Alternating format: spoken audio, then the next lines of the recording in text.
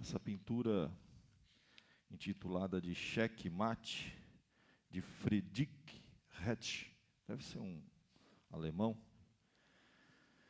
ela retrata uma cena bem interessante aí, se você observar. Você tem o diabo de um lado, supostamente o rei de outro lado, e um anjo ali observando o cheque.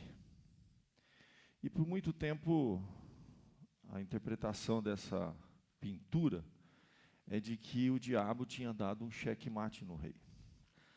Até que um famoso jogador de xadrez fez uma análise melhor no tabuleiro e falou assim, vocês vão ter que mudar o título dessa pintura, porque na verdade, segundo a análise que ele faz da mesa, o rei ainda tinha um movimento que daria vitória para ele. Isso foi muito discutido, saiu em revista, tem vídeo falando sobre essa pintura e o debate sobre isso, que na primeira impressão o rei está ali angustiado, como se ele não tivesse mais saída. O checkmate que teoricamente ali naquela pintura o diabo tinha dado no jogo. Mas então um famoso Paul Morphy, é o nome do jogador de xadrez, falou, não, o rei ainda está ganhando o jogo. E me fez pensar numa passagem bíblica muito interessante, que naquelas horas que a gente pensa que as coisas estão saindo fora do nosso controle, ou que nós perdemos no jogo, a gente tem que lembrar que nós ainda temos um rei que está no controle. Por isso que eu vou pedir para você abrir no livro do profeta Isaías, capítulo de número 6.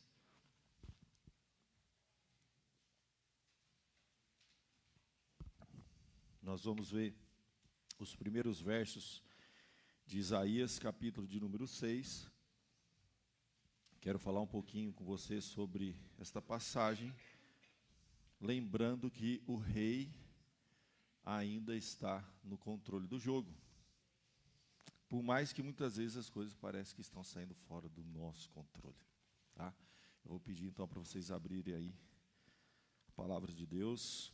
Nós vamos fazer uma leitura. Texto muito conhecido. Diz assim a palavra de Deus. No ano da morte do rei Uzias, eu vi o Senhor assentado sobre um alto e sublime trono. As abas de suas vestes enchiam o templo. Serafins estavam por cima dele. Cada um tinha 6 asas. Com 2 cobria o rosto, com 2 cobria seus pés, e com 2 voava. E clamavam uns para os outros, dizendo, Santo, Santo, Santo é o Senhor dos exércitos. Toda a terra está cheia da sua glória. As bases do limiar se moveram à voz do que clamava, e a casa se encheu de fumaça. Então disse eu, ai de mim, estou perdido, porque sou homem de lábios impuros. Habito no meio de um povo de impuros lábios, e os meus olhos viram o Rei, o Senhor dos exércitos. Então um dos serafins voou para mim, trazendo na mão uma brasa viva, que tirara do altar com uma tenaz. Com a brasa tocou a minha boca e disse, eis que ela tocou os teus lábios, e a tua iniquidade foi tirada, e perdoado o teu pecado. Até aqui por enquanto, quero fazer uma oração, pedindo a bênção e a direção de Deus. Ó Pai, obrigado, Senhor, pela nossa igreja, por esse espaço em que podemos abrir a Tua palavra e expor o texto sagrado.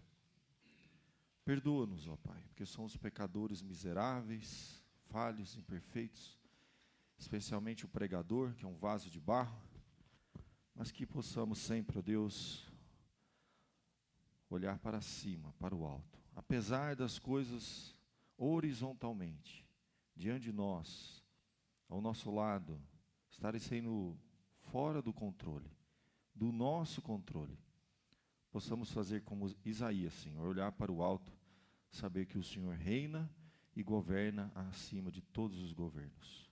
Em nome do Senhor Jesus, que eu oro e agradeço por tudo. Amém. Eu vou pedir para colocar a segunda imagem, que é o tema da nossa mensagem hoje. É um tema importante para a gente conversar.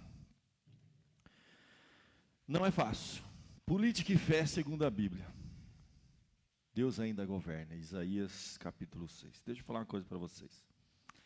Eu estou há 20 anos pregando nesse púlpito aqui. 20 anos. Eu vi subir governo, descer governo, e sobe o PT, e sai o PT, e vai a Dilma, depois vem.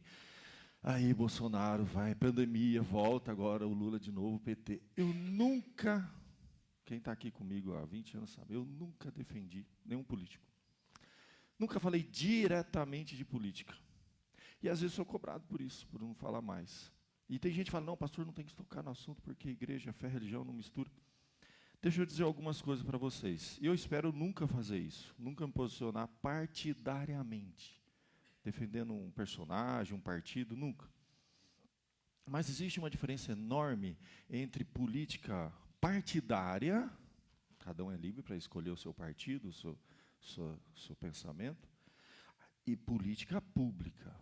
Política pública envolve justiça social, envolve uma coisa mais profunda, envolve os valores, aquilo que pregamos. Então, nesse sentido, não conheço nenhum livro escrito pelos homens mais político do que a Bíblia. Não conheço. Pode ser que exista, mas eu não conheço. Então, a Bíblia é o livro mais político que existe. E que exige de nós um envolvimento constante com a política pública, não partidária, tá? Sou totalmente contra. A igreja presbiteriana sempre se posicionou assim, e eu acredito que é o mais coerente, nunca defender uma bandeira, um partido, um representante político, porque qualquer um deles pode se corromper. Não confiamos em homens, maldito homem confia no homem, não temos isso. Mas pública sim. A igreja, ao longo da história, desde os antigos profetas, no Antigo Testamento, no Novo Testamento, sempre confrontou as autoridades, orou, intercedeu. E você vai ter lá no Antigo Testamento, constantemente, eles interagindo. O próprio profeta Isaías, ele tinha acesso ao palácio, ele tinha acesso aos reis, os profetas eram consultados, eles falavam. Alguns confrontaram e pagaram um preço alto. Você acha por que João Batista perdeu sua cabeça? Porque ele confrontou e denunciou as injustiças da sua época. A palavra de Deus nos mostra todos no passado, os profetas, os representantes, afrontando o mal, lutando contra as injustiças sociais. A igreja sempre se envolveu. Você acha que a escravidão, né, foi abolida? Meus irmãos, foi lá no parlamento inglês que cristãos lutaram durante muitos anos, debatendo, né, confrontando os erros, os abusos. E a gente tem histórias maravilhosas que falam sobre a abolição, que os cristãos estavam à frente. Coisas que a gente nem imagina. Quando os missionários chegavam em alguns lugares do mundo, injustiças sociais absurdas. Em algumas regiões a gente escutava coisas assim. Quando eu estudava na teologia eu achava fascinante. Missionários levavam o evangelho para alguma nação. E aí o evangelho entrava, penetrava naquela nação. Não tem como não mexer nas leis, mudar coisas. Por exemplo, eu não me lembro se era na Índia, mas tinha uma nação que um dos missionários que eu admirava muito, ele, ao pregar o evangelho ali, as pessoas começaram a se converter, a igreja começou a avançar, e de repente ele começou a descobrir que havia algumas leis ali naquele país muito estranhas. Uma delas é que quando os homens morriam, eles eram cremados, só que a mulher tinha que ser cremada viva junto com o homem morto, né? Então você imagina isso, né? Eu estou aqui pregando, aí fulano, já pensou, estou aqui, vou brincar aqui, particular, que é o Cidia está ali, o Marião faleceu, né? Aí amarraram ela com o mar e tacaram fogo, né? Como que a gente vai ficar em paz com uma lei dessa? Não, o cristão não se envolve com leis, né? Aí os nossos irmãos aqui, então, é óbvio, não tem como, são leis injustas, por ignorância. Em algumas tribos aqui no Brasil, né, que crianças que nascem, às vezes, gêmeos, por exemplo, eles acreditavam que era uma maldição dos deuses. Então, se nascia gêmeos, eles enterravam vivas 2 crianças. Então, coisas que, óbvio, que o Evangelho ele traz luz. E ele muda a sociedade, tá? A polis, né? Porque política vem disso, de cidadão, de cidade. Nós somos políticos nesse sentido, somos cidadãos que vivemos numa sociedade. E a gente interfere, não tem como. E a gente luta contra as injustiças. Sempre foi assim, sempre vai ser. A igreja é aquela que interfere, que ela muda, ela confronta, ela luta por leis justas. E para que os governantes, as autoridades, exerçam justiça. Não é à toa que a palavra de Deus nos fala que nós devemos fazer o quê com os governantes? Está sempre amaldiçoando, blasfemando? Não, a Bíblia vai, orai por todos aqueles que estão investidos de autoridade. Isso é bíblico, gente. Está lá na palavra de Deus. A gente deve interceder pelos governos, pelos reis, pelos presidentes, pelos ministros, pela Câmara, pelo Senado. E quantas vezes, meus irmãos, o juízo de Deus vinha sobre nações quando a injustiça reinava. E Deus falava de juízes que julgavam de forma injusta. Nossa, Deus fica muito louco com isso, gente. Quando há injustiça na terra, contra órfãos e viúvas. E a Bíblia chega a dizer que a verdadeira religião é acudir os órfãos e as viúvas nas suas necessidades. Então, a igreja ela é muito focada nisso. Não existe nenhum livro que eu conheço mais político do que a igreja, nesse sentido. Porque nós não estamos fechados em um quadradinho e a nossa vida não gira em torno dessas 4 paredes. Gente, isso aqui é 1 hora por semana. Nossa vida é 24 horas por dia, 7 dias por semana, lá fora. Então, a gente interage constantemente com isso, não tem como. Então, essa é uma realidade que a gente tem que encarar. E nós cremos, sim, que os governantes, as autoridades que estão aí investidas, foi Deus que colocou e Deus vai cobrar delas. Nós temos aquela passagem muito interessante, quando Jesus é colocado diante de uma autoridade e ela diz assim, você não sabe que eu tenho poder sobre a sua vida? E Jesus diz o quê? Nenhum poder teria se do alto não te fosse dado. Então, essa é a postura nossa, né? A forma de nós lidarmos, orarmos, intercedermos e buscarmos justiça social, lutarmos contra as injustiças. E é óbvio que vivendo numa cidade como a cidade de São Carlos, você tem, mesmo dentro da igreja, uma representação de vários espectros, né? Políticos, estratos políticos, ideológicos. Então você tem gente de direita, gente de esquerda, gente do centro, você tem gente que não se posiciona politicamente. E a igreja, como lidar com isso? Por isso que eu sempre tomei muito cuidado, né, de não usar o púlpito, né, e até mesmo as minhas redes sociais com muito cuidado, porque eu vivo e lido com esses irmãos, de vários vertentes, vamos falar assim, né. E na minha família também é uma coisa interessante. Eu cresci num meio de muita efervescência política, né? Eu me lembro que a cidade que eu nasci, meu tio era o prefeito do 2º mandato na cidade que eu nasci, lá no norte. Meu avô era candidato a vereador, o outro era não sei o quê, sempre envolvido. E gente da direita, da esquerda, briga que você não tem fim. Você não tem noção, né, do que eu via lá nos grupos, até hoje, né, grupos de WhatsApp, as brigas que existem na família. E quantas famílias, pais e filhos que não se falam por causa de política, pessoas que se dividiram por causa de política. Eu lembro de uma história assim que eu acho muito engraçada. Meu avô, eu tenho um avô que ele era muito político, muito envolvido em política, e ele era nordestino. E quando o Collor de Mello assumiu a presidência, nossa, ele idolatrava o Collor, né? E ele morava no fundo da casa da minha tia, e meus primos, né, a família sempre criticava, na época, o Collor, e ele tinha uma foto, ele dormia na cama dele assim, na frente tinha uma cômoda e a foto do Collor com o da presidência, assim, né? Aquela faixa da presidência, aquela coisa. E era uma briga isso aí. E um dia, aquela foto, aquele quadro do presidente desapareceu. Meu avô ficou bravo. Nossa, que eu me lembro que foi uma confusão. Acho que ele até saiu da casa da minha tia. Muito tempo depois foram arrastar a cômoda.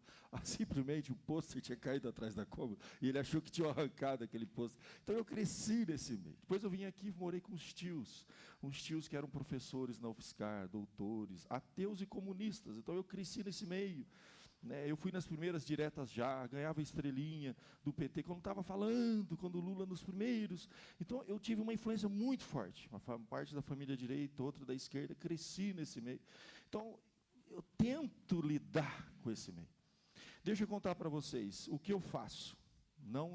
Nunca dei conselhos diretivos, vote fulano, ciclano, defendo isso, nunca. Mas você vai falar assim, nunca siga cegamente nenhum líder humano. Nenhum, nem direita, nem de esquerda, porque eles podem errar, e você vai ver essa história de Isaías, você vai se surpreender. Não siga a boiada, nem de direita, nem de esquerda. Você corre um grande risco de estar defendendo injustiças. Simplesmente, nós, como cristãos, jamais devemos, vamos dizer assim, apoiar qualquer tipo de injustiça, mesmo que seja contra adversários políticos nossos, pessoas que pensam diferente. Jamais faça isso. Não cometa esse erro, porque a gente corre o risco de estar defendendo a injustiça, apoiando a injustiça.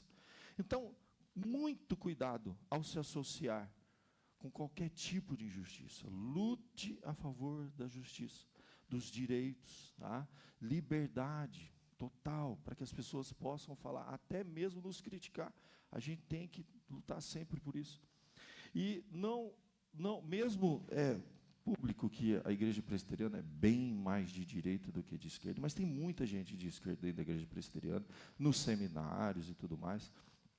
Estudei no Mackenzie, gente. O Mackenzie fica bem na frente de um prédio da USP. Na época da ditadura, havia guerra entre os estudantes do Mackenzie da USP, de um jogar coquetel molotov no prédio do outro, e o Mackenzie era de direita, os estudantes da USP de esquerda. Gente, não tem como, a gente está o tempo todo cercado disso. E dentro das igrejas a gente sempre vai ter opinião diferente, e a gente tem que respeitar. Tá? Então, esse é um desafio muito grande. Quando a gente vê o que está acontecendo com a nossa nação, com os países aqui na América Latina, que estão seguindo um rumo mais de esquerdas, vários países e tudo mais, o que nós estamos vivenciando, eu não quero citar nomes, eu não quero cometer nenhuma injustiça aqui, mas é óbvio, gente, que nós estamos vendo o que está acontecendo. Tem injustiça acontecendo dos dois lados. Tá? E a gente tem que estar orando, sim, pelas autoridades, a gente tem que estar atento ao que está acontecendo, cuidado para não defender, tá? O fulano, o ciclano, beltrano, em detrimento de outro, e você, às vezes, se associar com injustiça. E a gente deve combater as injustiças, combater o mal, tá certo? Eu não demonizo nem a direita, nem a esquerda, existem erros dos dois lados, existem coisas que são mais próximas. Eu sempre digo assim, você deve votar, apoiar aqueles que defendem valores parecidos com o seu, independente do partido político. É só você estudar. O socialismo, gente, utópico, convido você um dia a pesquisar um pouquinho mais sobre o socialismo utópico. Ele vem muito antes do socialismo científico, de Karl Marx. Ele surgiu no meio cristão. Eles lutavam por direitos e justiça social. Só que ele era chamado utópico. Leia um artigo de Antério de Quental, você vai entender isso que eu estou falando. Quando ele se tornou científico, aí sim, o marxismo puro, ele é radicalmente contra tudo que é espiritual. Isso é difícil, ele é materialista. Então houve uma mudança radical. Então eu creio que há irmãos que têm fé, que crê na palavra e tem um pezinho lá, tá? E você tem que estudar, conhecer, saber onde você está se metendo. Cuidado com o que você defende, cuidado com partidos políticos, cuidado com pessoas, que todos estão sujeitos a cair. Por que eu estou falando isso? Nós acabamos de ler um texto de Isaías. O texto de Isaías vai nos falar de um rei chamado Uzias. No ano da morte do rei Uzias, eu vi o Senhor assentado sobre um alto e sublime trono. Vamos falar um pouquinho sobre isso e entender o que está acontecendo aqui e aplicar para a nossa vida? Primeira coisa, o rei Uzias, ele reinou durante 52 anos. Desde os seus 16 anos de idade, quando seu pai morre, ele sobe ao trono. E foi um rei muito próspero. Depois de Salomão, um dos mais prósperos foi o rei Uzias. Em todos os sentidos, pode imaginar, ele temia Deus, ele buscava a orientação de Deus, Deus abençoou muito esse reinado, ele prosperou muito, gente. Expansionista, que a gente fala, ele cresceu, o reinado cresceu. Segurança, fortificou Jerusalém, fortificou as cidades, todas fortificadas. Ele avançou na agricultura, ele investiu em pesquisa, e eles, com irrigação, desenvolveram irrigação, fizeram acontecer, o reino estava bombando como nunca se viu antes, o exército poderoso, a nação estava próspera, ele era muito amado pelo povo, mas muito amado mesmo. E foi um dos reis assim, respeitado, amado, não é à toa que Isaías capítulo 6 é muito interessante, porque no fim da vida dele, tá, acontece uma coisa. E Isaías, ele começa a profetizar justamente aqui, porque o capítulo 6 é o chamado de Isaías. Então, no ano da morte de um dos reis mais admirados, amados, um governante, vamos falar assim, amado pelo povo, tá? Isaías começa a reinar. Mas é interessante a gente ver isso, porque por mais que ele era temente a Deus, servia, era abençoado por Deus, ele é humano. Eu digo, nunca siga pessoas, partidos, cegamente. Você corre um grande risco de cair junto, de se associar a injustiças. E quando menos você percebe, você está defendendo injustiça. Então, aconteceu uma coisa interessante. Uzias subiu na cabeça dele. Humano, gente. Ele se achou todo-poderoso. E ele quis fazer algo que era proibido para os reis.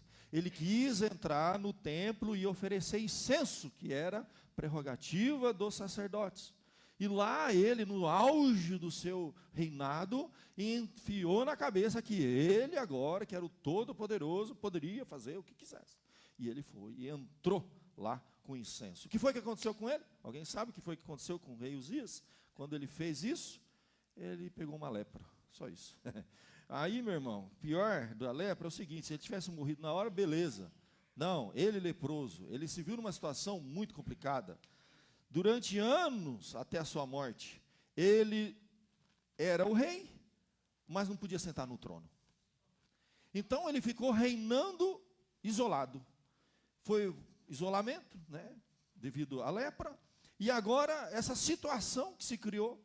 E aí eles passaram por crise, muitos problemas econômicos, problemas políticos, o rei estava com uma doença mortal naquela época, e durante muito tempo o trono ficou vazio. Tá? O trono ficou vazio. E ali o rei, então, morre. E aí vem aquela falta de esperança, angústia. Durante muito tempo, a sensação de eles estarem sem governo. E agora com o rei morto. Então o profeta é levantado, e nenhum livro é mais político do que a Bíblia. Olha aqui, ó, o profeta tem uma palavra diante de um problema social, político-social na sociedade. Ele faz o quê? Qual que é o nosso trabalho, gente? Além de orar, de interceder, de lutar por justiça social, é fazer com que eu, como pastor, o que eu mais procuro fazer, você deve defender aí as suas ideias políticas e tudo mais, mas lembra de uma coisa, acima de todo governo existe o Senhor. E a nossa fé, a nossa esperança não está em homens nem em partidos. Tá? Não coloque seu coração nisso. A nossa fé, nosso coração tem que estar no Senhor. É exatamente o que o Isaías faz no ano da morte do rei Uzias. Eu vi, ele fala, o Senhor assentado sobre um alto e sublime trono. A ideia clara aqui é dizer o quê? Que mesmo que o governo humano falhe, as políticas falhem, entende? Injustiças aconteçam. Eu creio que nós estamos vivendo um período de grande injustiça. Chegou um ponto assim que já está se extrapolando tudo que a gente podia imaginar, se você não for cegamente seguir o que a mídia, a grande mídia, se você seguir cegamente isso, você corre um grande risco de se estar associado com injustiça. Então, no meio de tudo aquilo, a nossa esperança não está aqui. em homens, nem em política, nem em governo. Nossa esperança, os nossos olhos têm que estar voltados para o Senhor. No ano da morte do rei Uzias, ele teve uma visão, gente. Ele viu um trono. Duas expressões importantes sobre esse trono: alto e sublime. Esse trono está acima das mudanças, oscilações e falhas de todos os governos humanos, quer seja de direita ou de esquerda, eles podem falhar, gente. Acima desse trono, gente, é alto, é sublime, está separado, ele não pode ser afetado. A corrupção não atinge esse trono, a injustiça não atinge esse trono. Todos os outros tronos humanos estão sujeitos à corrupção, eles se corrompem. Eles estão sujeitos o quê? À injustiça, e eles cometem injustiça sim, e vão ser cobrados um dia, tá? E a igreja é sim um farol de Deus aqui na terra, que clama por justiça, e aponta as injustiças, tá? E às vezes paga o preço por isso. Então, a nossa visão é essa: primeiro, trazer o povo para Deus, para nós, nosso coração, tá? Não pode estar depositado na liderança humana, no governo humano, nos cuidados humanos. Você tem que tomar muito cuidado. A Bíblia diz assim: onde estiver o teu tesouro, aí estará o teu coração. Nosso coração não pode estar aqui. Nosso coração não pode estar colocado nessas coisas humanas, mas acima. Ele diz: algo alto e sublime trono. E ali ele vai ver a majestade, suas vestes enchiam o templo. É um Deus que preenche, é um Deus que tomava todo o templo. E ele ainda via ali serafins voando por cima, cada um tinha 6 asas, com 2 cobriam o rosto, com 2 cobriam os pés, com 2 voavam. Nem os serafins podiam, com a santidade, a justiça desse trono, que está acima de todos os tronos. Aqui é um governo, gente. Naquela época, o que você tinha era monarquia. Antes disso até era teocracia. Então, a forma de governo. Se fosse nos dias de hoje, se Isaías tivesse uma visão, ele dizia assim: olha, eu olho e acima da câmara, acima do palácio, eu vejo um alto e sublime, né? Um palácio mais lá no alto, que governa, que legisla, né? Que executa. Nós cremos num governo, tá? Que está acima de todos os governos, e ele é que reina. Nenhuma legislação aqui na terra é perfeita, elas vão ser falhas, sempre serão falhas.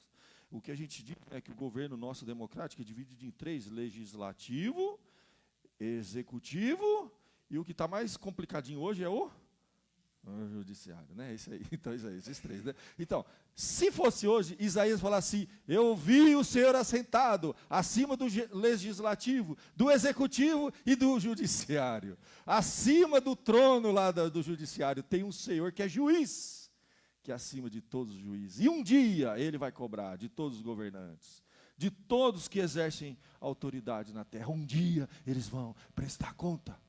Porque a Bíblia chega a dizer que não há autoridade que não venha de Deus, gente. E eu não tenho dúvida, não, que Deus abençoa um povo justo com um governo justo. E Deus pune um povo injusto, malandro, corrupto, com um governo corrupto. Eu não tenho dúvida disso, gente. Isso é bíblico. Então, às vezes, para castigo, a gente, infelizmente, está debaixo. Não pessoalmente, mas às vezes uma nação. Uma nação que escolhe, tem o poder de escolher governantes, escolhe por conveniência, se vende, vende o seu voto, vende a sua consciência, vende a sua alma. Gente, isso tudo é muito sério. Nós também vamos, como nação, prestar conta diante de Deus. Olha a liberdade que Deus está nos dando, da gente escolher os nossos governantes. Será que temos escolhido bem? Isso é uma coisa importante. Mas acima de todo governo está um governo divino, uma justiça perfeita, um Senhor que tudo prescruta e está vendo, e um dia todos irão prestar conta. A Bíblia diz então que os serafins cobriam o rosto, cobriam os seus pés, e com outras 2 asas voavam, e eles clamavam, e, assim, uns para os outros: santo, santo, santo é o Senhor dos exércitos, e toda a terra está cheia da sua glória. Apesar da corrupção, das coisas erradas, nós ainda vemos a glória de Deus se manifestando aqui nessa terra. Ele é o Rei dos reis, o Senhor dos senhores. Por que 3 vezes repete a palavra santo? Tem que lembrar que no hebraico não existe aquela intensidade, advérbio de intensidade, acho que é, né? Não tem a palavra santíssimo no hebraico. Quando quer dizer que alguém é santo, repete 3 vezes. Santo, santo, santo. Várias vezes na palavra de Deus você vê uma palavra se repetindo da intensidade. Por 3 vezes ela é repetida. É um Deus que é santo. O conceito de santo é que é separado, que não pode ser afetado por nenhuma mudança aqui na terra, por nenhuma injustiça o alcança. Ele é santo, gente, e Ele é justo. Se nosso Deus é santo e justo, será que Ele, se nós estamos indignados, se nós ficamos irados com coisas erradas, que a gente vê, é patente, diante dos nossos olhos, será que Deus não está vendo? Pode ter certeza que está vendo. Está vendo e vai cobrar. E vai cobrar de cada uma das autoridades que estão governando, de cada desvio, de cada centavo desviado, de qualquer área que for. Desde o dinheirinho lá dos aposentados que foi desviado, né? Foi arquivado, viu, gente, o negócio, fiquei sabendo agora. Desde o dinheirinho dos aposentados, Deus sabe. Aquele mês não deu para comprar o remédio, porque alguém desviou, Deus vai cobrar. Quer seja na hora de fazer uma licitação de alguma coisa do governo, pode ter certeza que Deus conta todas as estrelas do universo, e Ele não vai contar cada centavo desviado injustamente. Pode ter certeza. Crer e adorar esse Deus santo, gente, é saber que um dia Deus vai chamar um por um. E a Bíblia diz que todos vão comparecer perante o trono de justiça e terão que prestar conta. Então, meu irmão, quanto mais se dá, mais se cobra. Quanto mais se dá, mais se cobra. Quanto mais poder, tem aquela frase do filósofo lá, do Homem-Aranha lá, como é que é? Muito poder. Quem me ajuda aí? Como é que é? Grandes poderes, vem grandes responsabilidades. Deus vai cobrar, gente. Quanto mais alto o cargo, maior. A gente pensa que só no contexto de igreja que Deus cobra. Não, Deus cobra das autoridades instituídas. Por que falar assim, orar por todos aqueles instituídos de autoridade, que Deus um dia vai cobrar de cada um deles. E ali, meus queridos, na situação do profeta, a Bíblia nos diz então, no verso número 5, que ele, ao se deparar com essa justiça, com essa santidade, primeiro sentimento que ele tem, gente, é com ele mesmo. Então, quando nós estamos diante de uma situação caótica, né, em que as coisas parecem estar saindo fora do controle, algumas estão, do nosso controle, mas não de Deus.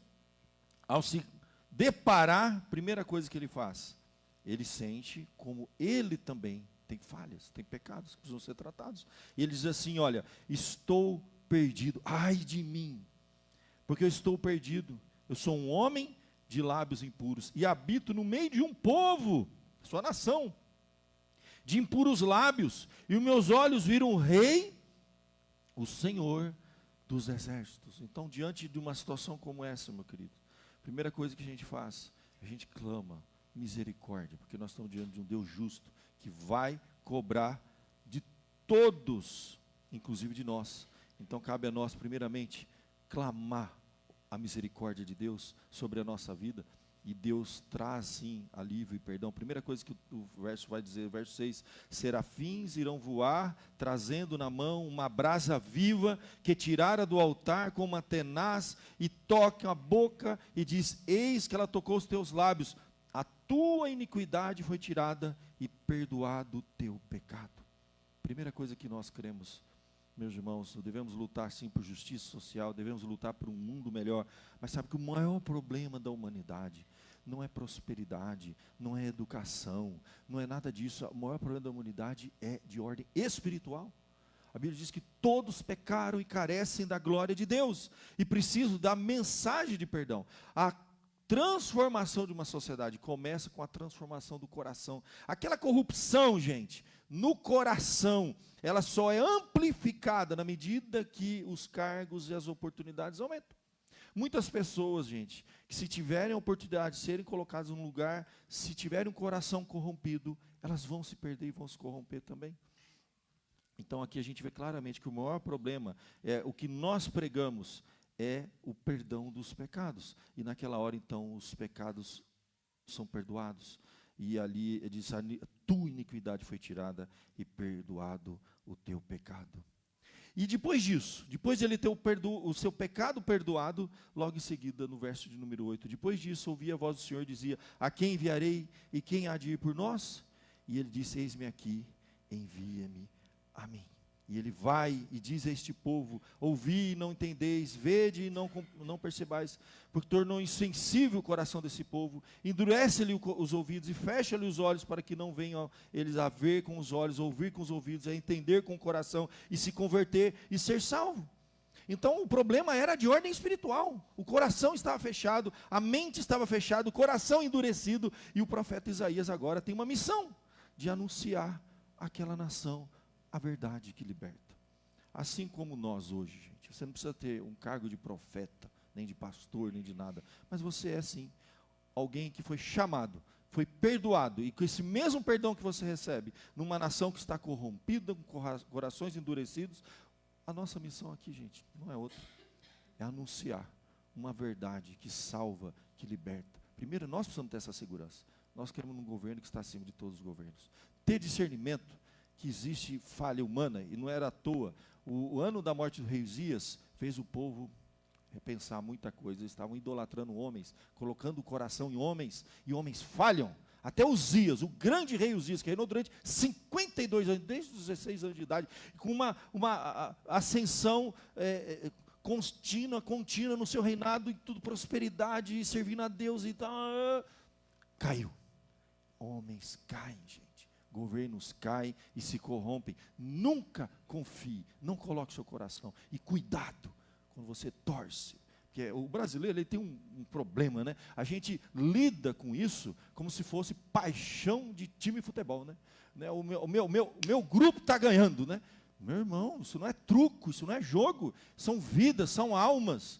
Não podemos ter paixão quando a gente fala disso, tá? Que está acontecendo aí fora. A gente deve ter temor a Deus, nunca se associar com injustiça, orar, combater, denunciar o mal, e saber que um dia Deus vai cobrar de todos, inclusive de nós.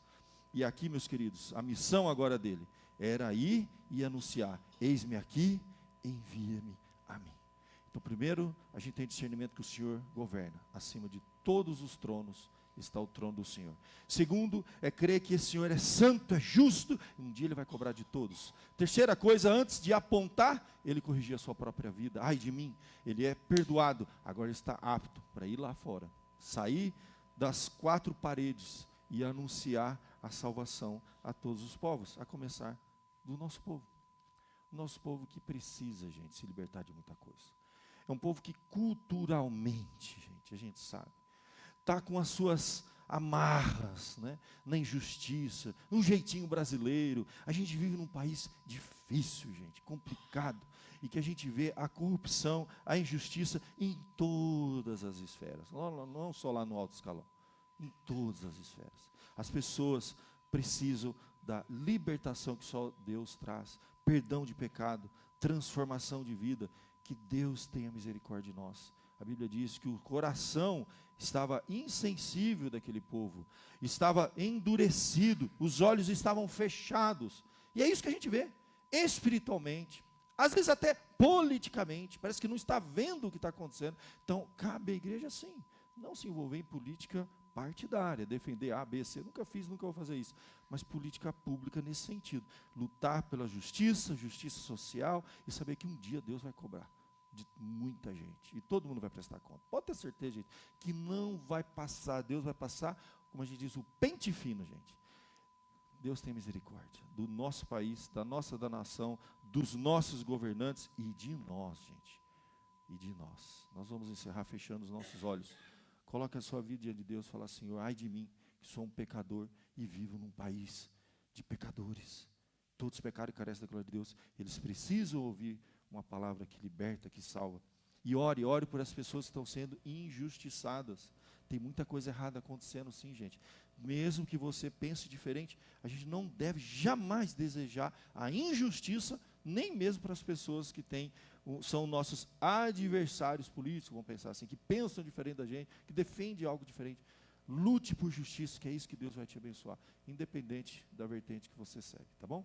Feche seus olhos, ore a Deus, coloque a sua vida nas mãos de Deus, não siga boiada, se informe, não fique cego como o povo naquela época era cego, não coloque seu coração em homens, eles todos falham, gente. Ore ao Senhor, confie nele, e o mais Ele fará. Vamos fechar os nossos olhos e vamos falar com Deus. Ó Pai bendito, graças te damos, Senhor Deus, porque na tua misericórdia, Senhor, é que nós fomos alcançados, e essa palavra fala o nosso coração, nos liberta, nos desperta, Senhor, para uma verdade eterna. Não permita que os nossos olhos, ó Deus, confiem em homens, em políticos, no Estado, em recursos humanos, sem antes confiar no Senhor, que está acima de todo o trono, de todo o governo.